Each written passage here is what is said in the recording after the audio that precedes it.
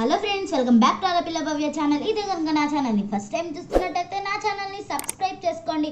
అలాగే పక్కనే ఉన్న బెల్ ఐకాన్ నొక్కి ఆల్ ఆప్షన్ నొక్కండి. అప్పుడు నేను ఏ వీడియో పెట్టినా మీకు నోటిఫికేషన్స్ వస్తాయి. ఈరోజు ఎంతో టేస్టీ పీతల పులుసు ఎలా చేయాలో చూపించబోతున్నాను. So let's start our video. నేనైతే 3 మీడియం సైజ్ గుడ్డు పీతలు తీసుకున్నానండి.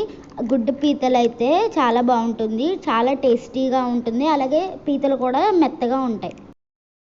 నేను అక్కడ యారో చూపించాను కదండి, అదే గుడ్డు అలా ఉంటేనే చాలా బాగుంటుంది టేస్ట్.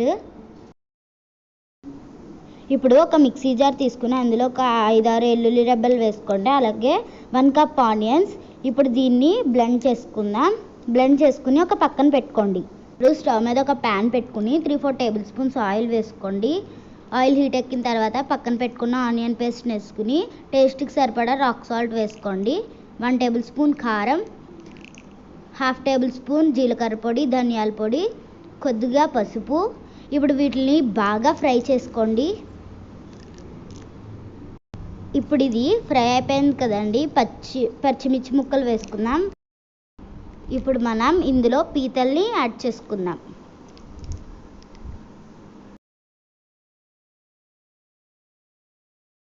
ఇప్పుడు ఇందులో పెద్ద సైజులో కట్ చేసుకున్న వంకాయ ముక్కలను వేసుకోండి. పులుసుకి చాలా టేస్టీగా ఉంటుంది.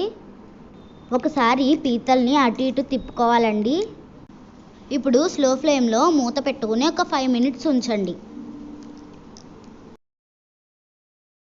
ఇప్పుడు నిమ్మకాయ సైజ్ అంత చింతపండు తీసుకుని పులుసు తీసుకుని పీతల్లో యాడ్ చేసుకుందాం. మీరైతే పులుపు చూసుకుని వేసుకోండి.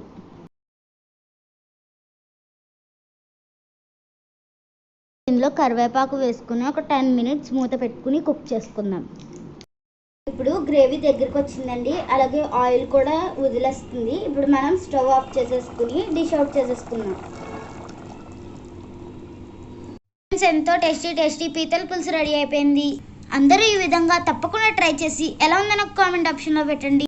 Thank you for watching my channel. మళ్ళీ కొత్త వీడియోస్తో మీ ముందుకు వస్తుంది ఆడపిల్ల భవ్య. బాయ్.